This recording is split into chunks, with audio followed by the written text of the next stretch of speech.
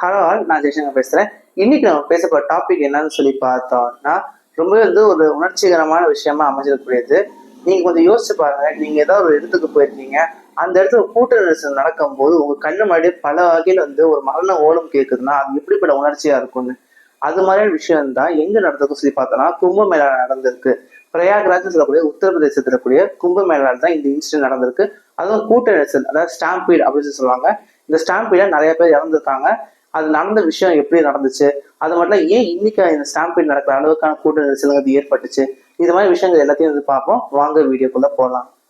First இந்த கும்பமேளா அப்படின்னா விஷயம் என்ன சொல்லி பார்ப்போம். இந்த கும்பமேளா அப்படின்னா என்ன சொல்றாங்கன்னா, அமிர்த கலசத்தின் மேளா. மேளானா பண்டிகை இல்லைன்னா நிகழ்வு அப்படின்னு சொல்லி நீங்க எடுத்துக்கலாம். இது மாதிரி இருக்கக்கூடிய விஷயம் தான் இந்த கும்பமேளாங்கிறது அமையுது.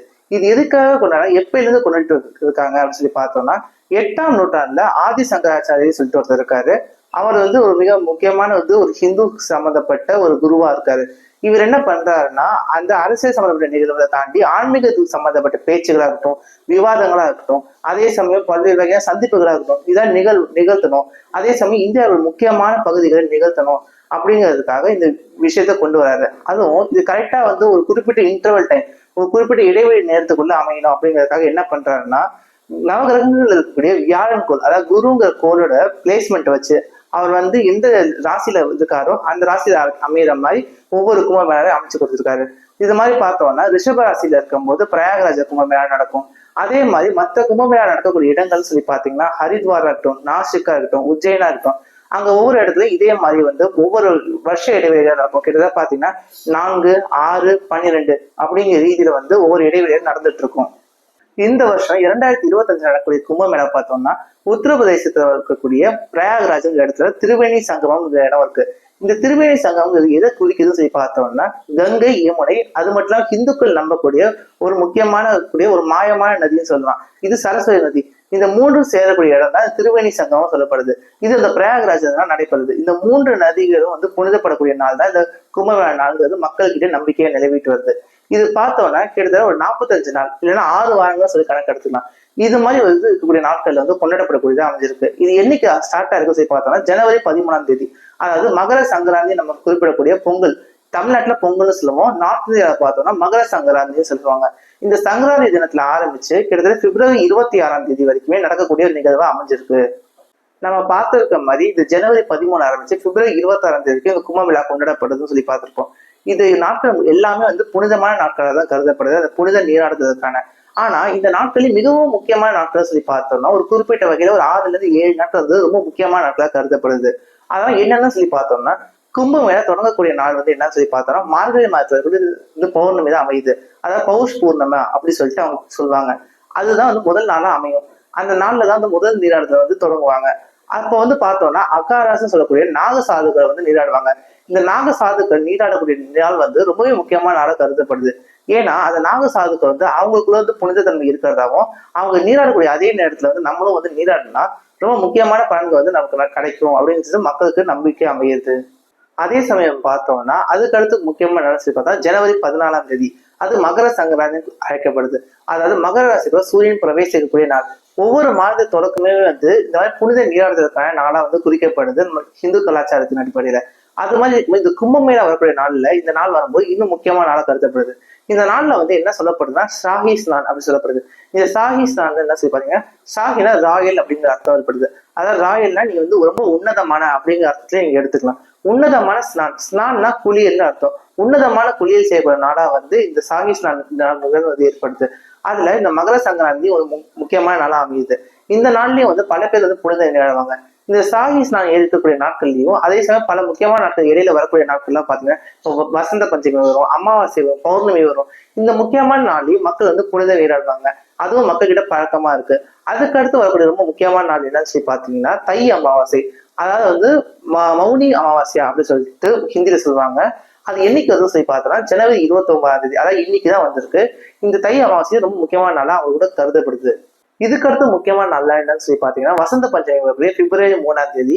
அதே சமயம் மாசி மாசம் வரக்கூடிய பௌர்ணமி வரக்கூடிய பிப்ரவரி 12ஆம் தேதி. அதுக்கடுத்து மகா சிவராத்திரி வரக்கூடிய பிப்ரவரி 26ஆம் தேதி ரொம்ப முக்கியமான நாட்களா இருக்கக்கூடியது. இந்த நாட்கள்லயே ஷாஹி ஸ்நான் செய்யக்கூடியது ரொம்ப உன்னதமான நாட்களா கருதப்படுது. அதாவது பாத்தீங்கன்னா கும்பமேளா கூட எல்லா நாட்களுமே புனிதமான நாட்களா கருதப்படுது. ஆனா அந்த நதிகள்ல இருக்கிறதுலே புனிதமான நாட்களா கருதக்கூடிய இந்த 6 நாட்கள் வந்து புனித நீராட்டினா இன்னும் அதிகமான பலன்கள் கிடைக்குங்கிறது மக்கள் கிட்ட இருக்கிற நிலைகளுடைய நம்பிக்கையா இருக்கு. இது மாதிரி இருக்கிறதுனால என்ன பண்றாங்கன்னா அதிகமான அளவுல மக்கள் கூடுவாங்க. கிட்டத்தட்ட 30 லட்சத்துக்கும் மேற்பட்ட மக்கள் வந்து அந்த ஒரு நாள்ல அந்த ஒரு நேரத்துல வந்து குளிக்கிறதுக்காக அந்த புனித நீராடுறதுக்காக வருவாங்க அப்படின்னு சொல்லி நம்பப்படுது. இதனால என்னன்னு சொல்லி பார்த்தோம்னா கிட்டத்தட்ட 10,000 ஏக்கர் அளவுக்கான ஒரு நிலப்பரப்பு வந்து காலி செஞ்சு இந்த புனித நீராடுறதுக்கான கும்பமேளாவுக்காக கவர்மெண்ட் ப்ரிப்பேர் பண்ணி வச்சிருந்தாங்க. அதே சமயம் போலீசாரையும் அந்த செஞ்சு வச்சிருக்காங்க சொல்லியிருக்காங்க. இது மாதிரி விஷயங்கள் ஈடுபட்டு மக்களை பாதுகாப்பா வந்து நீராடுறதுக்கான உதவியை செய்யணும் அப்படின்னு சொல்லியிருக்காங்க.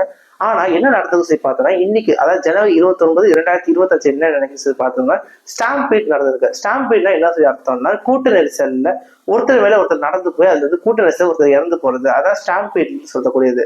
இந்த கூட்ட நெரிசல் வந்து இன்னைக்கு நடந்திருக்கு. அதாவது என்ன சொல்லி பார்த்தோம்னா நடுராத்திரி கிட்டத்தட்ட வந்து ஒரு 3 மணி 2:30 மணில இருந்து 3:30 மணி அந்த மாதிரி நேரத்துல தான் இந்த ஸ்டாம்பீட் நடந்திருக்கு.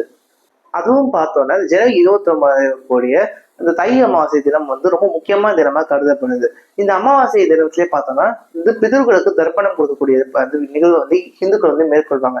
அதாவது இறந்தவங்க அப்படி முன்னோர்களுக்கு தர்ப்பணம் கொடுக்கக்கூடிய அதாவது திதி கொடுக்கக்கூடிய பழக்கம்ங்கிறது இந்துக்களுக்கு நிறைவு வரக்கூடிய பழக்கமா அமையுது.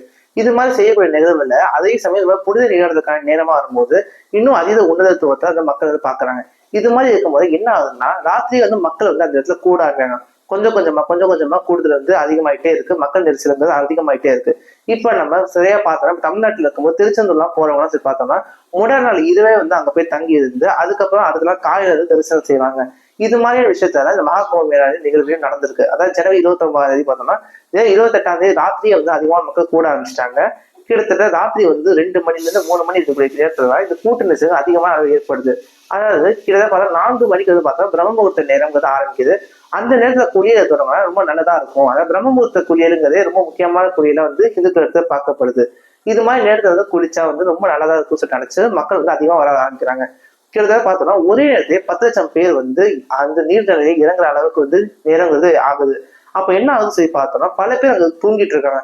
கிட்டத்தட்ட போலீஸார் வந்து பேரிகேட் போட்டிருந்தாங்க அப்படின்னு சொல்லியிருந்தாலும் அந்த பேரிகேட் எல்லாம் தகர்த்து எறிஞ்சிட்டு அதுக்கப்புறம் மக்கள் வந்து இறங்க ஆரம்பிக்கிறாங்க அப்படின்னு சொல்லிட்டு அங்க கூட தகவல் வந்து சொல்லப்படுது. கிட்டத்தட்ட பார்த்தோம்னா கொஞ்சம் கொஞ்சமா பார்த்தோம்னா அலறல் சத்தம் அதிகமாக ஆரம்பிக்குது. அதாவது மக்கள் வந்து நீர்நிலை இறங்கி ஆகணும் அப்படியே குறிக்கோள் நடக்க ஆரம்பிக்கும். என்ன ஆகுதுன்னா தள்ளுமுறை ஏற்படுது. அந்த தள்ளுமுறை தள்ள தள்ள பார்த்தோம்னா ஒவ்வொரு மக்களும் ஒவ்வொருத்தர் மேல விழ ஆரம்பிக்கிறாங்க. விழுறவங்க பார்த்தா விழுறவங்க மேல இன்னொருத்தவங்க வந்து பின்னாடி வரவங்க ஏறி போயிட்டே இருக்காங்க. இது மாதிரி ஆகும் கூட்ட நெரிசல் அதிகமான அளவு மூச்சு திணறல் வந்து அதிகமான அளவுக்கு ஏற்படுது. அதை பார்த்தோம்னா கிட்டத்தட்ட வயசானவங்க அதிகமான பேர் வந்து பாதிக்கப்படுறாங்க ஃபர்ஸ்ட். அதுக்கடுத்து சிறு சிறு குழந்தைகள்லாம் அங்க இருக்கிறவங்க அதிகமா பாதிக்கப்படுறாங்க. இது மாதிரி விஷயங்கள் தான் நடந்துட்டு இருக்கு. சரியா வந்து என்ன நடந்துச்சு, எத்தனை பேர் அதுல இறந்துருக்காங்க, அதுக்கான தரவுகள்லாம் என்னென்ன சொல்லுதுன்னு சொல்லிட்டு பார்ப்போம். இந்த ஸ்டாம்பீட் நடந்து முடிஞ்சதுக்காக பல பேர் உடைமைகள்ங்கிறது அங்க கிடாசப்பட்டு இருக்கு. கிட்டத்தட்ட பார்த்தோம்னா ஒரு போர் நடந்து முடிஞ்ச மாதிரியான ஃபீலிங்ல தான் வந்து அந்த இடம்ங்கிறது அமைஞ்சிருக்கு. அதே சமயம் பார்த்தோம்னா பல பேர் இறந்து கிடக்காங்க, பல பேர் மயக்கமாயி இருக்காங்க. என்ன பல பேர் தலையில விழுந்து கிடக்காங்கன்னு சொல்லிப்பாங்க. ஒவ்வொருத்தரையும் செக் பண்றாங்க. ஆனா பல பேர் இன்ஜூர்ட் ஆகி மயக்க நிலையில இருக்காங்க. சிலவங்க இறந்தே போயிருக்காங்க. அது மாதிரி இறந்து போயிருக்கோம் சொல்லி பார்க்கும்போது ஃபர்ஸ்ட் என்னென்ன வருதுன்னா 7 பேர் இறந்து போயிருக்காங்க சொல்லுது. அதுக்கு அடுத்து கொஞ்ச நேரத்திலேயே பார்த்தா 15 பேர் இறந்து போயிருக்காங்க, 30க்கு மேற்பட்ட காயம் அடைஞ்சிருக்காங்க அப்படின்னு சொல்லி தெரிவிக்கப்படுது. ஆம்புலன்ஸா வந்து விரைந்து வந்து எல்லாரையும் வந்து அழைச்சிட்டு போய் ஹாஸ்பிட்டல் அட்மிட் பண்ணாலும் பல பேர் வந்து இன்னும் மயக்கமான நிலையில வந்து பாதிக்கப்பட்டுதான் இருக்காங்க. இவங்களுக்கு உதவி செய்யுங்க அவங்களுக்கு உதவி செய்யுங்க சொல்ற லெவல்ல வந்து ஓலங்கள் வந்து கேட்டுக்கிட்டே தான் இருந்துச்சு. இதெல்லாம் என்ன பண்றாங்கன்னு சொல்லி பார்த்தோம்னா பல பேர் வந்து குழியில வந்து நிப்பாட்டுறாங்க. அதே சமயம் போலீஸும் வந்து தடுத்து நிறுத்துறாங்க. இல்ல இப்ப குழியில செய்யக்கூடாது, புனித நீராடுறது செய்யக்கூடாது அப்படின்னு சொல்லி தடுத்து நிறுத்துறாங்க. இது மாதிரி தடுத்து நிறுத்த சொல்லி பார்த்தோம்னா அதுக்கடுத்து என்ன பண்றாங்கன்னா இந்த அமாவாசை தினத்தை பார்த்துருக்கோம்ல, முக்கியமா நாகசாதுக்கள் வந்து நீராடுவாங்க, அது முக்கியமா சாகீஸ் நாள் செய்வாங்கன்னு சொல்லிட்டு அதை வந்து அது வேணாம்னு சொல்லி ஒதுக்கி வைக்கிறாங்க. சிறிது நேரம் கழிச்சு எல்லாம் நார்மலைஸ் ஆனதுக்கு அப்புறம் வந்து குளிச்சுக்கலாம், இந்த மாதிரி புனித நீராடிக்கலாம் அப்படிங்கிற லெவல்ல சாதுக்களும் சாமியார்களும் வந்து நிலைப்பாடு கொண்டு இருக்காங்க. அதே சமயம் பல பேர் என்ன வந்து குற்றச்சாட்டு வைக்கிறாங்கன்னு சொல்லி பார்த்தோம்னா சரியான வந்து அட்மினிஸ்ட்ரேஷன் இல்ல, நிர்வாகம் சரியில்லாத தன்மையில தான் இருக்கு அப்படின்னு சொல்லி தெரிவிக்கிறாங்க. அதே சமயம் பார்த்தோம்னா போலீசார் சரியான அளவுல குவிக்கப்பட்டிருந்தா இந்த மாதிரி பிரச்சனை நடந்திருக்காதே அப்படிங்கிற ரீதியிலையும் முன்வைக்கப்படுதுங்கிறது அதிகமா இருக்கு. ஆனா அதே சமயம் பார்த்தா போலீசார் என்னதான் வந்து அவங்க வேலையை செஞ்சிருந்தாலும் பல மக்கள் வந்து போலீசார் பேச்சையும் அதே சமயம் அங்க என்ஜிஓ மக்களை சேர்ந்தவங்க பேச்சையும் கேட்காம தடுப்புகளை மீறி போனதுதான் இதுக்கான நிகழ்வா அமைஞ்சிருக்கு அப்படின்னு சொல்லி தெரிவிக்கப்படுது. இதே மாதிரி பார்த்தோம்னா 1954 ஆண்டு 2013 ஆண்டிலும் கூட இதே மாதிரியான ஸ்டாம்பேடுகள் நடந்திருக்கு, அதுவும் பிரயாகராஜில் நடந்திருக்கு சொல்லி தெரிவிக்கிறாங்க. அதே சமயம் பார்த்தோம்னா மாலை நிலவரப்படி என்ன சொல்றாங்கன்னா கிட்டத்தட்ட 30 பேர் இறந்து போயிருக்காங்க, 150க்கும் மேற்பட்டவர்கள் படுகாயம் அடைஞ்சிருக்காங்க. அதே சமயம் சில குழந்தைங்க வந்து மிஸ்ஸிங்காகவும் ஆயிருக்காங்க சொல்லப்படுது.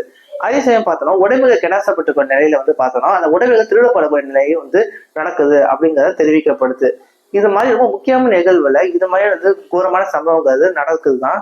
ஆனா அதே சமயம் பார்த்தா இது மாதிரி சம்பவங்கள் நிகழாம இருக்கிறதுக்கு போலீஸார் சொல்லக்கூடிய சில வார்த்தைகளையும் அதே சமயம் அட்மினிஸ்ட்ரேட்டர் சொல்லக்கூடிய சில விஷயங்களையும் சரியா கவனிச்சு அதே சமயம் அதுக்கு ஏற்ற மாதிரி நடந்துகிட்டோம்னா இது மாதிரி விஷயங்களை தவிர்த்திருக்கலாம். அதே சமயம் இது மாதிரி விஷயங்கள் பார்த்தோம்னா உலகில் இருக்கக்கூடிய பல முக்கியமான நிகழ்வுகளை நடந்துகிட்டு தான் இருந்திருக்கு. அதே சமயம் பார்த்தோம்னா மக்கள் வந்து ரஷ் பண்ணி போறது வந்து தவிர்க்கணும். அதே சமயம் ரஷ் பண்ணி போறதை தவிர்த்துட்டு அதே சமயம் முக்கியமா வந்து அவங்க பொறுமையா போய்க்கலாம் அப்படிங்கிற எண்ணத்துல இருந்தாங்கன்னா இது மாதிரி விஷயங்கள் தவிர்க்கப்படும். இதுதான் போலீஸாரும் அதே சமயம் அட்மினிஸ்ட்ரேட்டர்ஸும் சொல்லக்கூடிய விஷயமா அமைஞ்சிருக்கு. இன்னைக்கு நம்ம கும்பமேளா நடந்த ஸ்டாம்பீடை போய் தெரிஞ்சுக்கிட்டோம். மீண்டும் நாளைக்கு வேற ஒரு தகவலோட உங்களை சந்திக்கிறேன். அது வரைக்கும் நன்றி.